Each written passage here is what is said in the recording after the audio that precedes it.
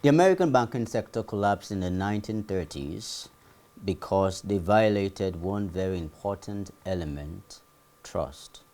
Whether it's your business or your personal reputation, when you violate this very important element, trust, there will be consequences. Now we are going to look at building trust in the marketplace. This is very important, especially for developing nations and also underdeveloped nations. What does it mean to win the market? What does it mean to be the king of the ring? We'll look into this in this episode. Now, don't forget to like and subscribe the Honor TV Global for more entertaining, educating episodes of the Honor TV Global. This is Honor Business World, and I'm Silas Iwuno. Since our relationship and our entire system of commerce is rooted in trust, in this episode, we shall look at 5 building blocks of trust.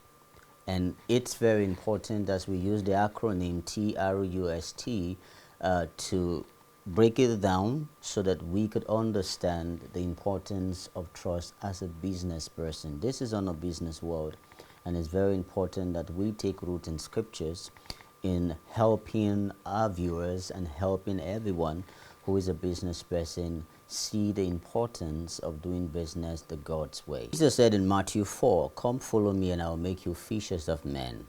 And they left their nets and followed Jesus.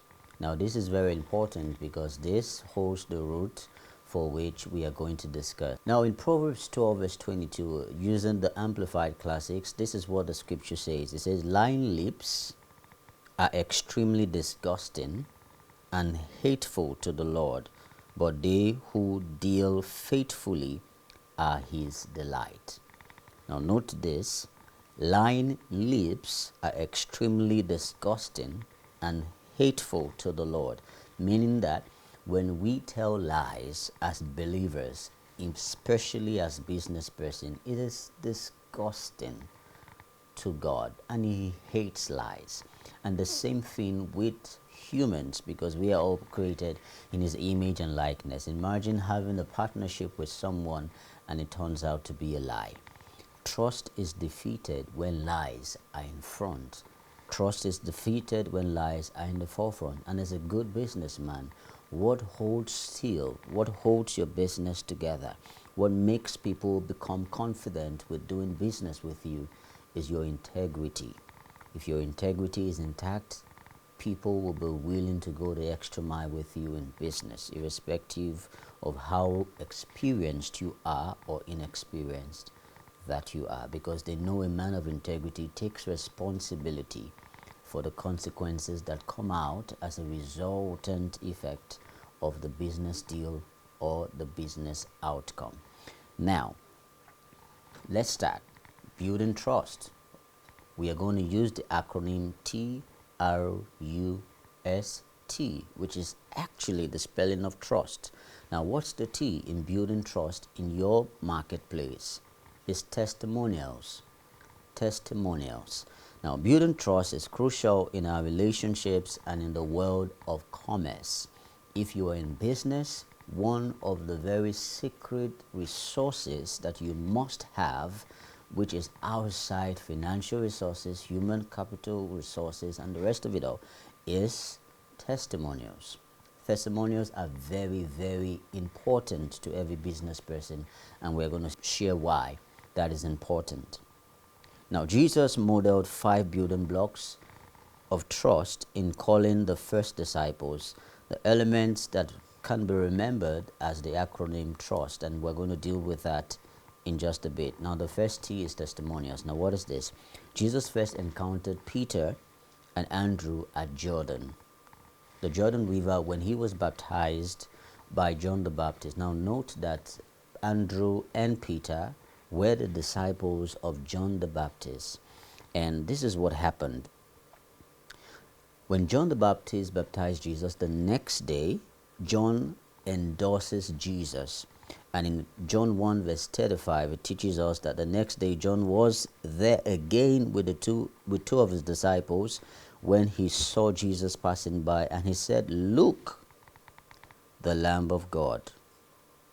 Jesus was passing by, and John and his disciples, Peter and Andrew, stood with their mentor, their leader, John the Baptist, and John gave a testimonial of Jesus. He points to Jesus and tells them, "Look, the Lamb of God." Now, this is very important if you have to build trust in your marketplace. People must have testimonials about you. Now, listen to this. The testimonials that John the Baptist gave of Jesus to Peter and John made them spend time with Jesus. If you desire to build trust with those who are unfamiliar with you, if you desire to build trust in a new threshold with which your business is not necessarily familiar, or people in that threshold are not familiar with your business, then one of the things that will help you is testimonials. Now let's paint the picture. Let's say I go into a business establishment. I want to sell, say I sell ties, for example, and I walk into an office and I have not met anyone before, but perhaps someone who had probably patronized me before then walks up to his colleague and say, "Hey, this tie guy, his ties are very nice." What that has done is that it has given me the opportunity for new clients who are there to begin to look my direction.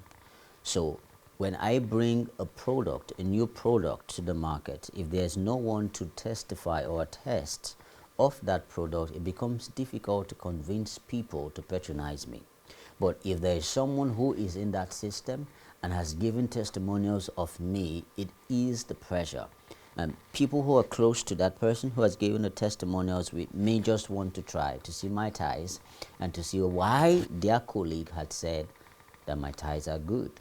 So this is very important. The testimonials of others, of you, is very critical in building trust in your business, especially for your product. You know, another good example could be that if I sell, say, ice cream, and I go to a festival, and someone says, "Hey, this ice cream guy, his ice creams taste nice and they are very, very yummy."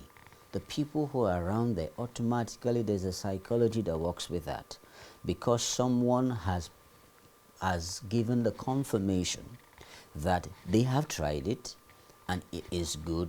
They may want to be inquisitive about it, to test it, to see why this other person had said it is good. And that's a win-win for me. Rather than I come to you and say, "Look, I have this ice cream, it's very good, it's the best in town." You may not necessarily, except probably I am able to convince you too. But if probably you're standing with a very good friend and the person says, "Yeah, I've tested this ice cream, it's very nice," it becomes a soft landing for me. And this is what John the Baptist did. He pointed to Jesus and said, "Look, the Lamb of God." And in other words, they have been taught that the Lamb of God was going to come. The Messiah was going to come. The Son of God was going to come. And that's the one I've been talking about. And that made Peter and Andrew go stay with Jesus. And this is very important. People will come to your business place.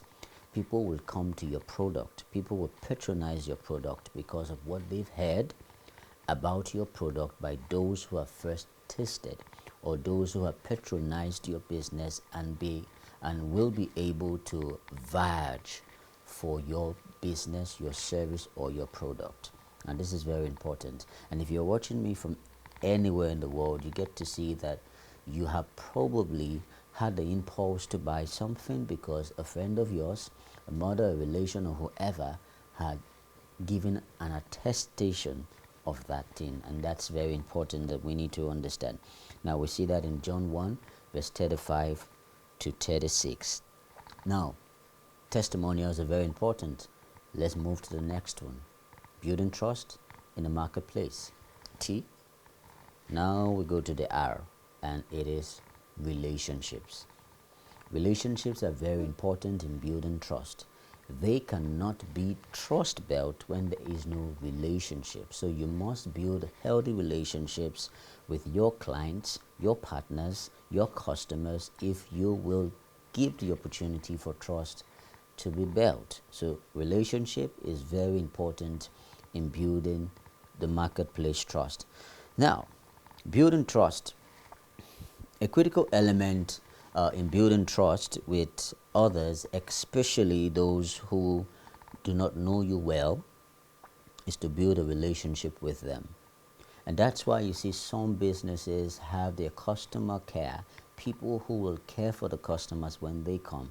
They want to get feedback from the customers. They want to build a customer base with the customers when they come, even with partners, with investors. They just want to develop that relationship with these new sets of customers or even old customers that you've had. Once the relationship is built, trust begins to troop in, especially when you're true to your values and the objectives of your business is followed with professionalism, excellence, and standard. This is very important. Now, Jesus knew this. Jesus, he was very intentional about the relationship he built with people.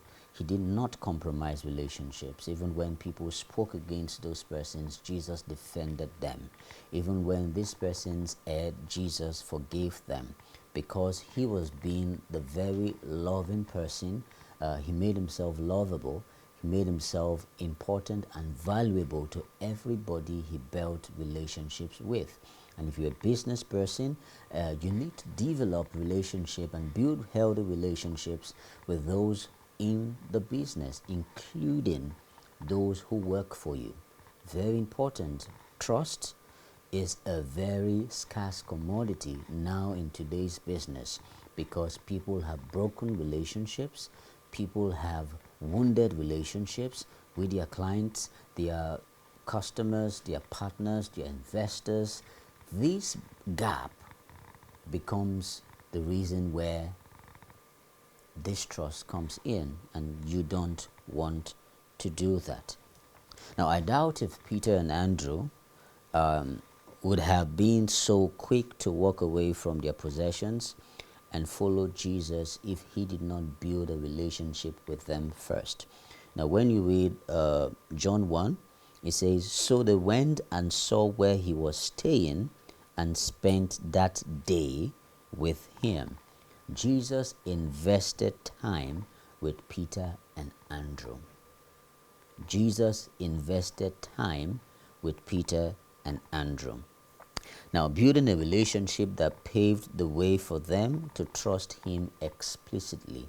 When they spent time with Jesus, they saw that he was a lovable person, he was trustworthy, he was true to his word, and so they just loved to be around him, such that at a point they left their possessions and followed Jesus. So if you want your customers, your clients to leave probably a product that they have been used to try your product now, if you want your customers to forsake the products or the services that they have been enjoying in the previous years to turn to you, then you have to build relationship with them. So you see some people say that they've been banking with Bank A for a long time, but when Bank B came, they just felt that they should just bank with Bank B. And this is very important. Relationship is key when we want to build trust, and this is very, very essential. So remember, in building trust in the marketplace, number one, testimonials. People must have something good to say about your business. And then number two, relationship. You must build relationship, especially relationship with those who work with you, those who work for you, and those who are working for the future for you, that your investors, your partners, and of course your clients. You must build healthy relationship with them. Now, TRO, you, this is where the magic happens. This is where trust comes more like an overnight, if I want to say that. And this is under promise but overperform. under promise but overperform. Jesus did that in scriptures. We're going to look into that scriptures very shortly. Now, we undermine trust when we make great promises but we never deliver. We undermine trust when we make great promises but never deliver. So imagine you tell your child that, you know what, I'm going to Lagos. When I return, I'm going to buy you a PS5. And your child is excited. And then you come back from that trip and he asks you, Mommy or Daddy, where's the PS5? And you say, I didn't see it, Joe. Now he feels sad and disappointed. Now imagine you want to travel again to say Owerri and you tell him, you know what, when I go to Owerri, I'm going to come back with your PS5. He may be somewhat excited because his hope again has been raised. And then you return from that trip and you don't buy him a PS5. Instead, say you buy him a shoe. Now the question is, do you think if you are traveling or you're making your third trip and tell him I'll buy you a PS5, do you think he's going to trust you? At that point, it comes to the level where they say seeing is believing. That's what it is for business. When you come and tell your clients that when you use this product, this and this and this is what you are going to get. Once they don't get it, they feel terribly bad. They regret spending their money, parting ways with their money for that service or for that product. And that had begun to put a crack in trusting your service and trusting your product. And there are some people that will say, please go and get me this when you get to the market. Don't buy this one, oh, but make sure you buy this one. Why did they say don't buy this one? Oh, because they have been disappointed. One, or probably they have heard people's attestation of that, people's feedback about that particular product, and it was not just nice.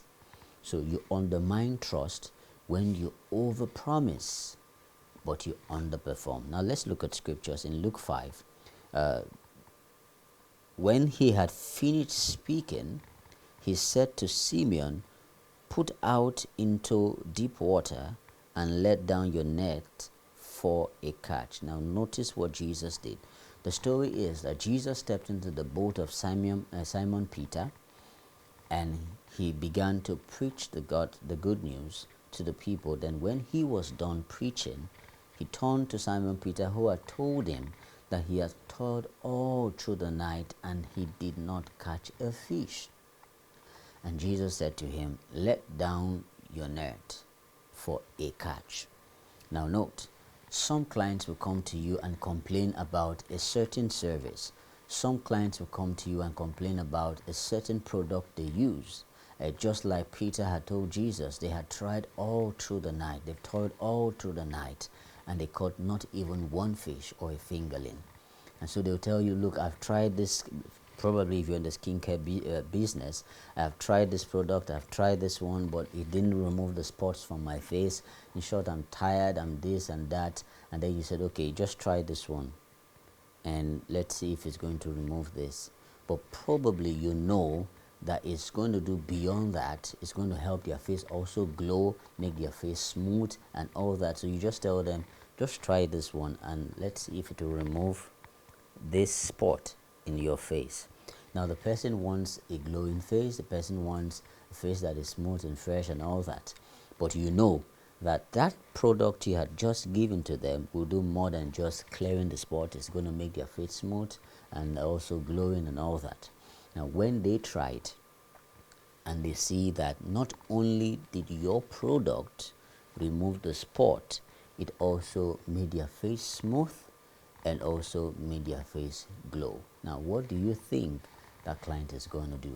If you have other products, they are going to get it. Why? Because you under promise but you overperform. Now back to the scripture. Jesus told Peter, look, I know that you have toiled all night and you caught no fish, but just let down your net for a catch. Just one catch, Jesus promised. But he had a jaw-breaking miracle to the extent that even the net broke. He had to call people around to come help him pull out. That was a massive harvest. If you really want to build trust, exceed the expectation. Exceed the expectation if you want to build trust. And when you are consistent in that, they trust your product no matter what, and it takes them to T, beginning to give testimonials about your product or about your service. This is the best in town. You know, I read a story about an event planner in Nigeria. She's so good in her job that everybody kept talking about her. The A-list billionaires in Nigeria, they must have her plan their events. Major banks, major organizations, multinational companies, they want her planning their event. Now, how did she build this trust? She had a pile load of jobs to do. She was fully booked. But then this billionaire comes and says, look, I've heard so much about you. Remember, T, testimonials. And I really want you to plan this event for me. It's going to be a great deal for me. And the person knew she was so booked. So she gave her fee and said, you know what? I'll see what I could do. I would send someone. One of my staff will manage it, but I will do the drafting, but one of my staff will manage it. But as long as it was her company doing it, the guy was okay, even though he wanted her in person. But she just promised the client that I will send you one of my best hands. And so the dilly-dagged, and the day came. At morning, at about 8 a.m., she shows up at the event place. When the client saw her, he was overly excited. He jumped and began to tell people, she is here, screaming. She knew she was going to come, but she made her presence scarce. But when he came and saw it, he just had this peace and all that. Now, not only did she do that, from the story, which it's also a true story, she had 45 million naira left. And guess what she did? She invoiced the client and said, we have a balance of 45 million. And that was the Junix breaker, because no business person that they've ever heard in Nigeria will have something as high as 45 million in that industry and will return it. She exceeded the explanation. As a matter of fact, the person who had recommended her, the client told the person called her all the way from the United Kingdom and said, are you okay? Are you human? She said, what's the problem? She said, my friend tells me you returned 45 million. And she was like, yes. What's the problem? He said, no, your kind is rare. Now, what she has done, trust had been built of her. Remember I said, when you under-promise but overperform, it builds trust faster than you promised heaven and earth and you began to give excuses along the way. So you are exempted and you are more valued when this particular acronym, U, in the acronym for trust, is actually paid attention to, and this is very critical. Many businesses, by the way, do not understand the importance of this. So if you desire to build trust in your workplace, then you must under-promise and over-perform. So when you tell your child, I'm going to Lagos, I will get you PS5. But when you come back from that trip, you get him PS5 and say you get him 10 CDs. You have exceeded. He was just expecting the PS5 and say one part or two parts, but you come with a PS5, you come with two parts, and you come with a different. He's so excited. He could boast when he gets to school. My dad is the best dad. He got me this, he got me that, he got me this, he got me that. And when you are traveling again and you tell him, I'm going to get you this, guess what? He's not going to doubt you.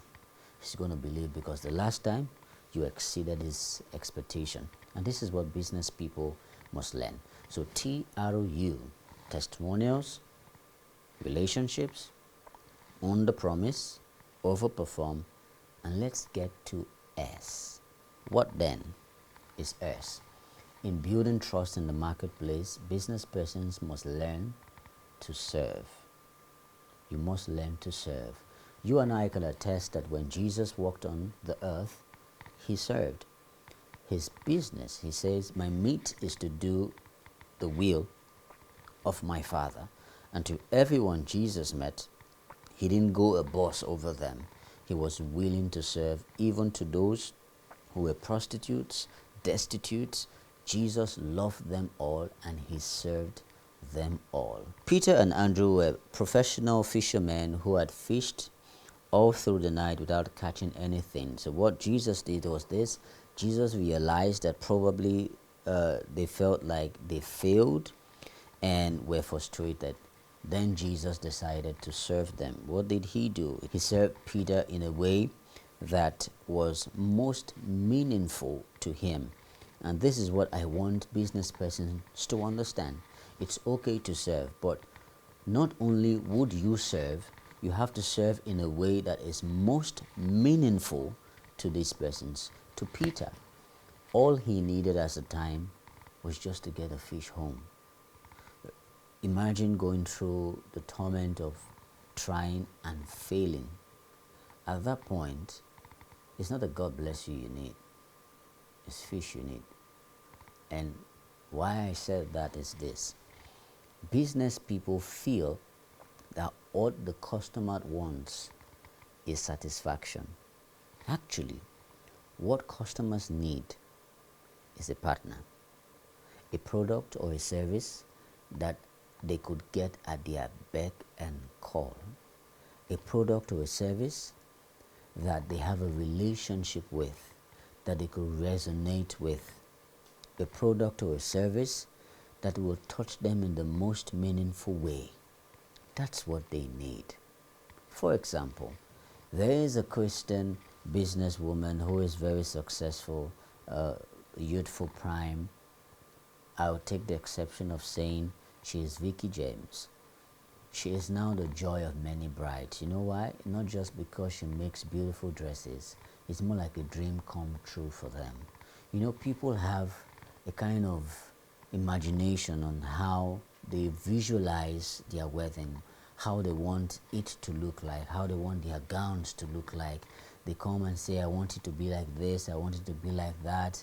And when Vicky is able to bring out something that it just as though it's a direct reflection of what they saw, that's where they have this fulfillment using it. That's where the fulfillment comes. Not just wearing a beautiful dress, but the dress that tells the story of love that you actually wanted to paint. That's what it is. Some people want their receptions to look like this. It wants it to look like a fairy tale. So they are looking for that event planner that could just make that happen. Just visualize it with them and just bring whatever it is they've imagined or visualizing to bear. It's most touching to them when they see that the exact thing that they visualized, you just were able to creatively bring it out. They are so excited about it. You have to serve people in the most meaningful way that is important to them and touches them if you will build trust. What was most meaningful for him was to provide the most successful fishing experience that will outweigh the toiling that he's had all through the night. So what was meaningful to him was just to get an experience that he has never had before after that disappointment. And so we must be able to spot out what is most meaningful to these persons. You know, when someone comes and says that, look, their face is rough, they need to do the facials, blah, blah, blah, blah, blah, blah. What's important to them is not necessarily to get that spot off their face. What's meaningful to them is they just want to have this glow that people should look upon their face and just love them. And if you're able to give them that experience, you have won their hearts. Every bride, some people will tell you that, look, if it's not this, it's not this. If I'm not wearing this, I'm not wearing this. Not because they are loyal to that brand, but because they know that that is the only business that could give them that experience that they want, because they've had people have those experience and they want to share in that moment. So marrying their dream man is not just the experience they want to see, but having an awesome outing, the ambience, the people, the food, the order, the service, the prestige. If you are able to put all of this in one, you have truly won their hearts. Not just organizing an occasion for they and the love of their lives to come together to make their vows and also marry with guests, but one that gives them a complete experience. That's what is most meaningful to them. So when you get to the marketplace, ask yourself, what's most meaningful to this client, to these customers? What's most meaningful to my partners, to my investors? To some investors, it's not just necessary. What's meaningful to them is not that the business is flourishing and you're expanding. No. What's meaningful to them is that they get 100% capital, 100% return on their investment. I had a friend, he had a startup, he had raised about 13 million naira, so he needed 20 million naira to scale for his round B funding. And so he meets an investor and tells the investor, I want to offer you 10 million naira for a 3% stake in my business. But while this investor was trying to interrogate him to know how much he has gone, what his numbers are in the business, what he discovered that what was most important to this investor is how he could make back 10x of what he's putting into that business. He wasn't necessarily interested in the stake. What he was interested in is how fast he would be able to recoup back his cash. So he went all in. So what the investor told him is that, you know what, I'll give you 1 million and as a loan, and let's run it for like 3 months. If you are able to give me 1 million back in 3 months, I'll give you the 10 million.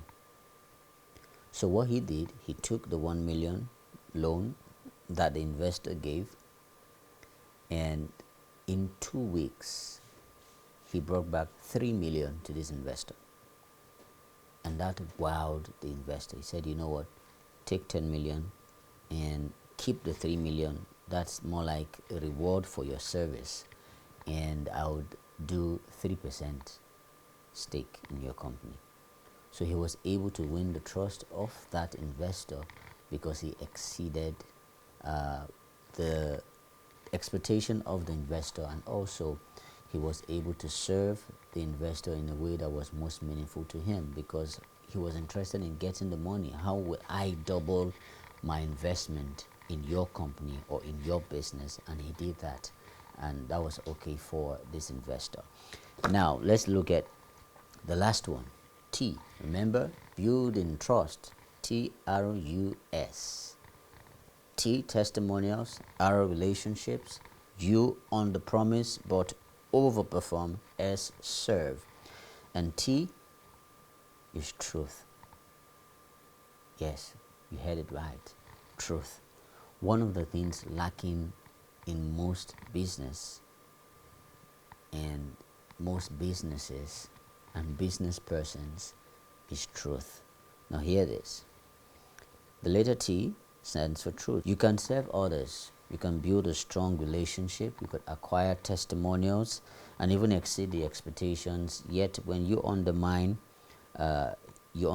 trust after achieving all of this, when you build all of this on a lie.